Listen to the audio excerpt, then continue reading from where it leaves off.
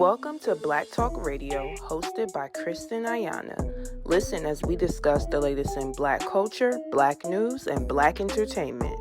What's good, y'all? It's your girl, Kristen Ayana, and welcome back to Black Talk Radio, where we discuss the latest in Black culture, Black news, and Black entertainment. Now, I'm really excited because you got a special guest in the building today. Who we got in the building? What's good? It's your girl, Leila Stitch.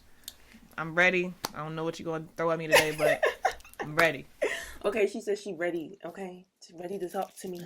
So I just want to first thank you so much for being here. No problem. Thank you for inviting me. Of course, your work is super duper dope. So we had to bring you on to talk about it. So for those who may or may not know, can you just tell us like where are you from, and of course like what made you start getting into what you do? Okay. I'm from Newark. I was born and raised in Newark, New Jersey. I'm a clothing designer, graphic designer, manufacturer. I do a lot of everything. I kind of call myself just a creative because I dibble and dabble in a lot of different things. But mainly, I make clothes and manufacture clothes. Wow. That's dope. I mean, I feel like for a lot of people, like, we hear that people, like, are in the fashion world. Mm-hmm. But, like, I feel like manufacturing is, like, a whole new level, right? So can you just talk to us about, like, how you got to that point? Okay. I started maybe in 2015, manufacturing shoes, like customizing shoes. And then I got into embroidery in 2016 where I was starting to do like patches and direct to hat embroidery. I've started doing screen printing on t-shirts, direct to fabric printing, which is like you print the sheet out and then you heat press it basically. So that's what I do with manufacturing. And I also like help other people out with their brand, things like that. Okay. So just besides my stuff, I do other people's stuff too. That's dope. I love that. Now, I did see, just from doing my research that like when you started with hats and that you were like able to quit your job like once you realized like this was taking off. Right. So can you just talk to us like how did you feel in that moment? Were you like nervous? And like were you kind of just like what the fuck? That's exactly what I had in mind too. Like it was definitely what the fuck the whole time, but I kind of put myself at a high standard when it comes to just believing in myself. So like I always put faith in what I'm doing. Whatever I put my mind to, I know I can be the best at it. So like when I started, I've always been a worker. Like I've worked since I was like 15 years old. Like I've taken care of myself since I was 15 years old. I never asked my parents for money since 15 years old. So wow, that's how much faith I have in myself to just take care of my own life because I don't need anybody else to put my foot forward because I put my foot forward first.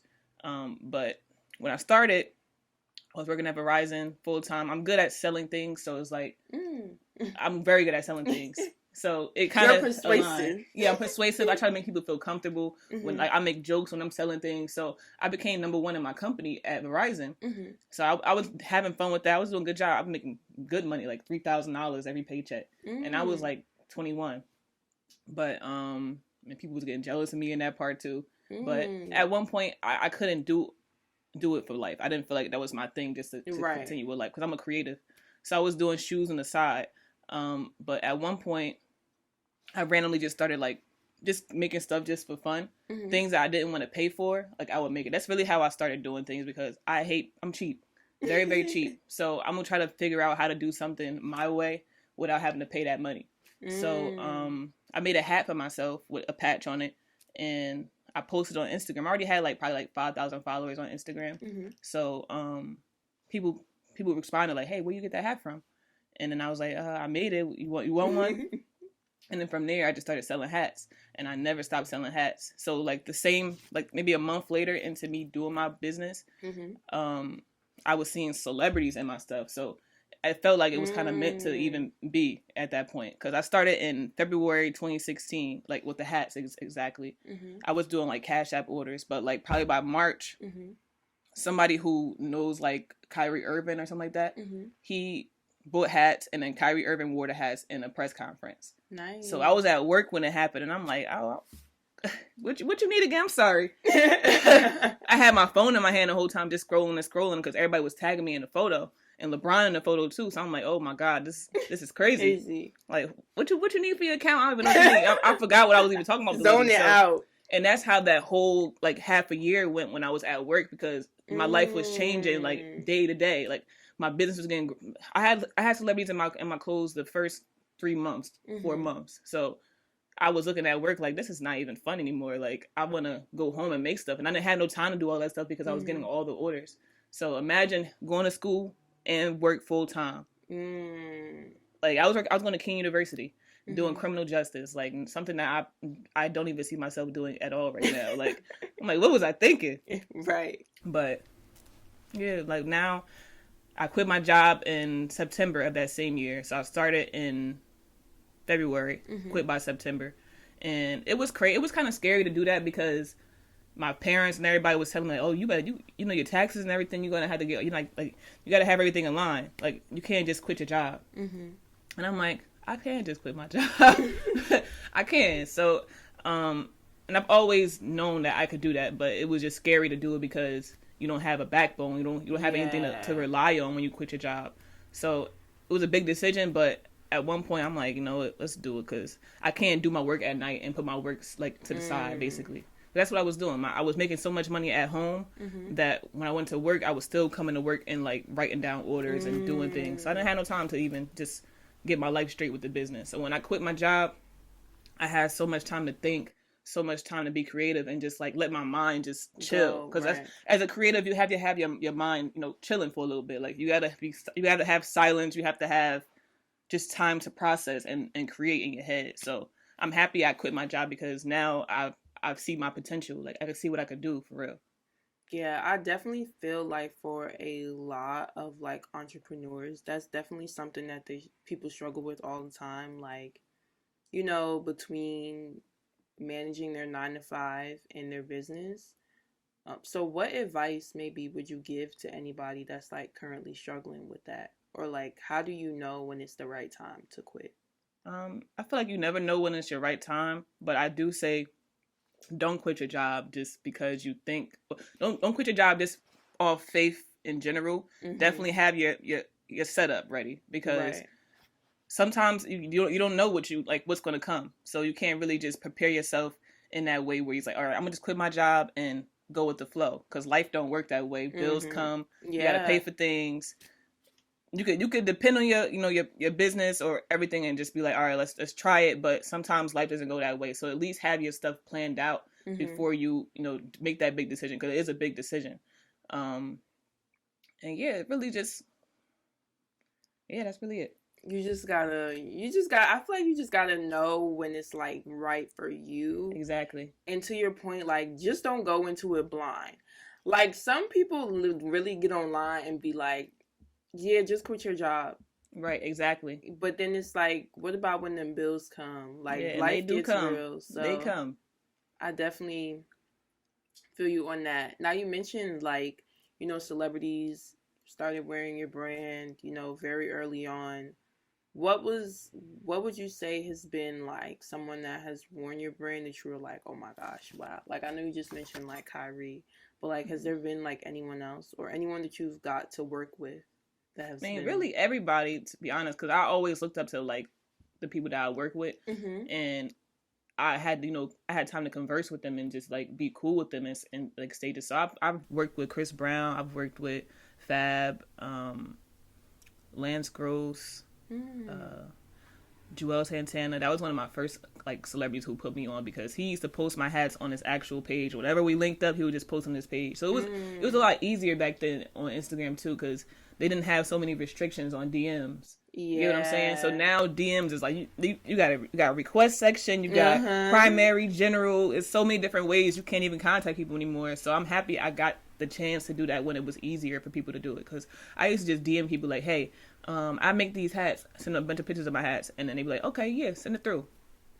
So I did that with the biggest celebrities. Like, I worked with people from like Orange is the New Black, Waka Flocka, that's one of my main customers too.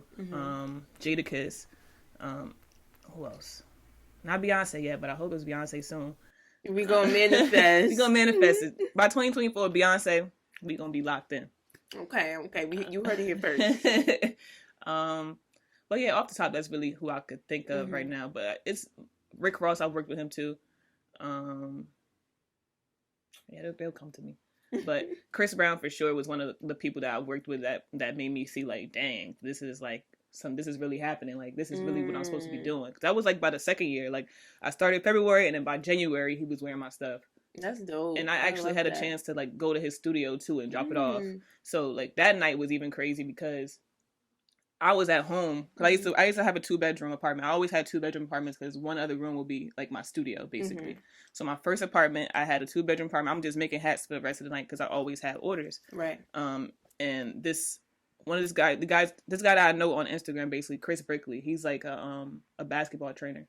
So right now he's on like NBA 2K, all of that. Like he's like a trainer on the game. Oh wow. But he knew Chris Brown. That's how I got connected with Chris Brown too, because he knew him. But he always followed me. So one day he was like, "Oh, Chris runs some hats." I'm like, "Okay." He's like, "Come to the studio." It's like 12 in the morning, like 1 in the morning. I'm like, okay. Do I want to get up and go see Chris Brown or whatever? And then he's like, "Oh, you can't bring no phone. You can't bring nothing." I'm like, "Am I getting kidnapped?" Like, what the fuck? I was kind of scared. I'm like, "I can't bring nothing." Like, he's like, "Yeah, just pull up." So I had to take that chance. I'm like, "All right, Chris Brown." No, Chris Brown. Did you tell anybody you were going? I went with my girlfriend at the time. So that's what happened. I went with her and then went there. I brought like, I made a bunch of hats that time. Like I made like probably like 40 hats just to go because I knew he was gonna wear one of them at least. So I made 40 hats right then and there and then took it to the studio in New York. And then when I got there, they took my phone for real. And I'm like, all right, well, I'm here now. I seen Chris Brown walk past me. So I'm like, all right, cool, we here. And then I got in there. We sitting down, chilling, smoking. It's like, you know, girls everywhere. We just vibing in there. And I'm like, this is really happening. So I put all my hats on a table, like just spread it out apart, like, because they let me do that. So I'm like, all right, go line all these hats up on the table. And then he was just coming by the table and just like picking them up and like, you know, just looking at them, trying them on. So he had went in the booth. I was in there probably till like 7 in the morning, just sitting. I knew I was tired, but I'm like, this is like, when am I ever going to do this again? So I'm chilling in the studio, and he was recording a song like in my hat too. So I'm like, damn, this is like crazy. And he made that song. What song was that? You don't need a shower, you already wet. Privacy. Yeah. So he made that song, and I knew that song by heart before it even came out, because you know how you be in the studio, they keep playing the same song over and over. So that memory like lives in my head, because it's like, damn, what the hell? How did I even end up here making hats? So that's like one of my core memories of like, that's a good story time. I like that one. I never shared that story with nobody either. Oh, that's dope. Yeah, I mean, but that really shows too, like, the dedication. And I feel like for a lot of people too, like being entrepreneurs in general, like it's going to be a lot of like sacrifices that you have to make, or like long hours. Right. Like you made 40 hats in what? How? Probably was like a half an hour. I was in there rocking them. Like I made hats really, really quick. Like I was heat pressing them. So I already had patches like pre-made and everything too. That was really how I survived. Like I had a whole like ottoman full of the way I stored patches over the years is like really funny. It's like I've done it so many ways. I had a bag before, then I ended up in an ottoman of just like random patches, which was very like unorganized. I was just in there like picking them out. And then now I have like a shoe, you know, the thing you put on a door? Yeah. So I just put them in individually and I labeled them. So now it's a lot more labeled. Right. I'm happy I did it quick. Right. Got it done. God was on your side. Right. Thinking back to like when you first started your business to now, like what would you say has been like some of your biggest lessons and takeaways? Wholesale. That's a big thing, because I used to buy all my stuff on Amazon for real. Like when I first started, I used to buy hats on Amazon. They was probably like $13 a pop. Now I'm paying $2 a pop on like that kind of stuff. So I wasted a lot of money. Like when I first started, because I didn't know anything. I was just winging it, and it was like coming from me just posting a hat that I made, and everybody like, okay, I want it. I'm like, all right, I'm gonna buy it on Amazon. Yeah. People prepaid too, so okay. It was like I kind of had a good setup where I didn't put money out, but I always made money in. But overall, I spent a lot of money that I didn't need to spend. So that was a big problem. So now that I know like there's wholesale that you can buy things cheaper than what you would get everywhere else. Now I'm doing my research before I do like everything. That's good. I feel like too, for that's something I can definitely relate to. Like just when I first started being in the industry to now is like I feel like you have to wing it at some point though. That's true. Gotta get it done Like somehow. I feel like that's how you learn. Like yes, in theory, it would be better for you to have done the research, but I don't know. I feel like it's something to say to like have that experience Right. essentially. Like I feel like that sometimes is a better learning curve. That's true. You got to start somewhere. Yeah. That's it, really. Like, I try to, like, my thing is, too, I like to buy all the best equipment before I even get into something just so I can know at least my outcome going to be good, even though I'm inexperienced. Like, I bought my camera, so I bought the best camera because I want my quality to be really, really good. Before I even learn how to do it, I always just try to invest in something that's, like, top tier. That's good. That really shows that you like care about your business and of course your craft. Now, as far as being, like a Black woman entrepreneur, what would you say has been like maybe some challenges that you've faced or just as an entrepreneur in general? Okay.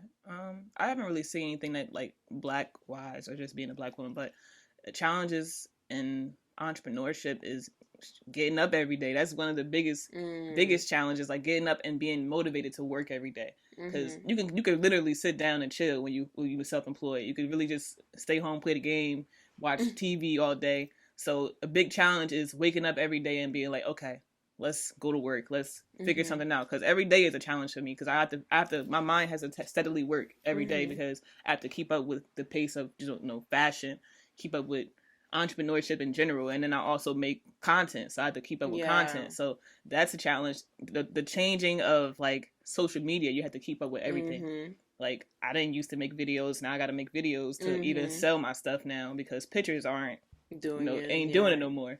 So that was a challenge, just to try to keep up with social media. Another challenge, let me think. I'm trying to give you another one.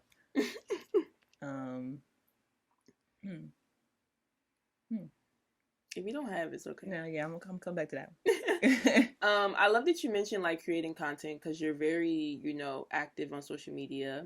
I seen like you hit like 100,000 on Instagram. That's amazing.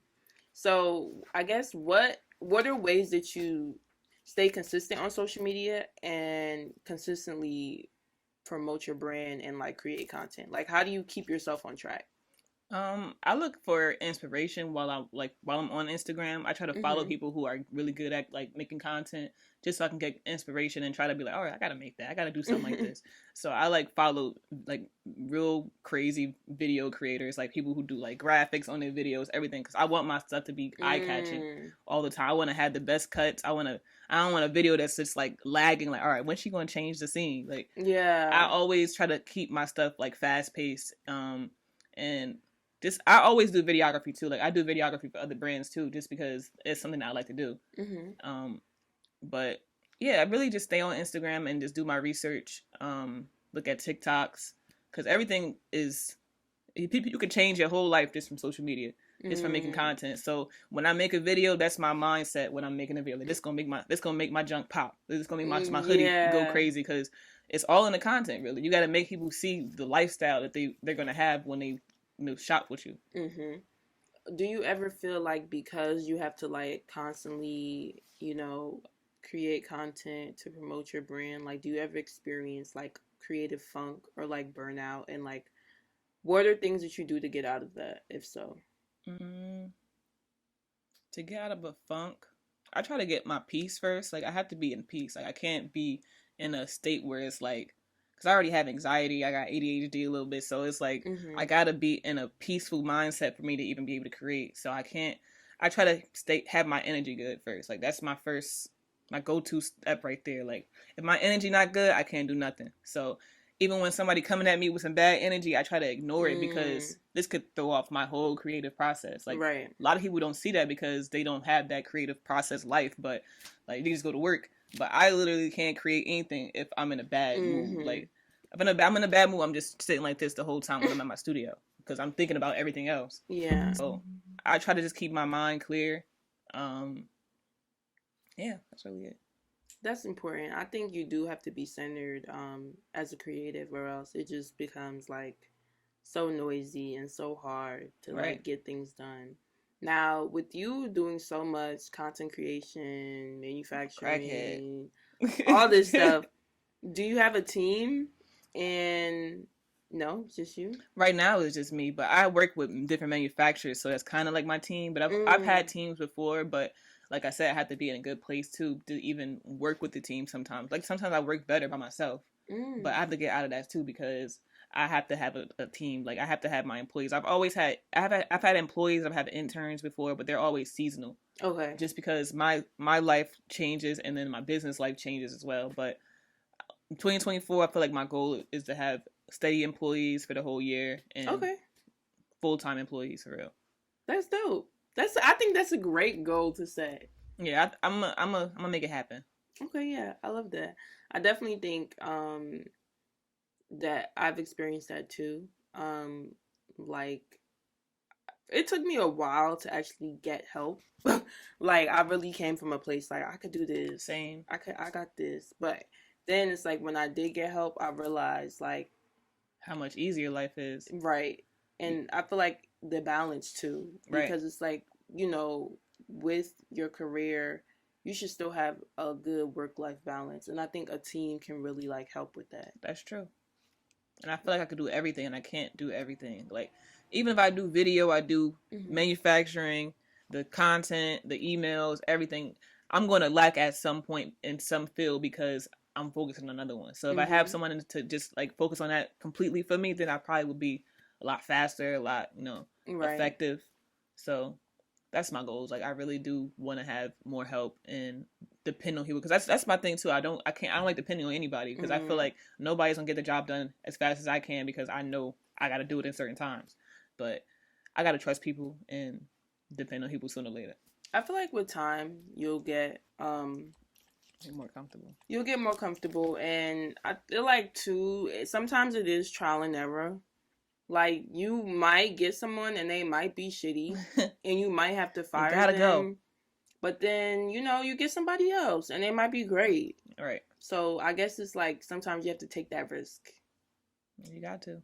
That's life in general. You got to take a risk for you to see change. So yeah, definitely. Now my final question: if you if you could leave, your supporters with like one thing to remember about you, what would it be and why? I'm that bitch. It's like, nah. About me specifically? Or your brand, either or.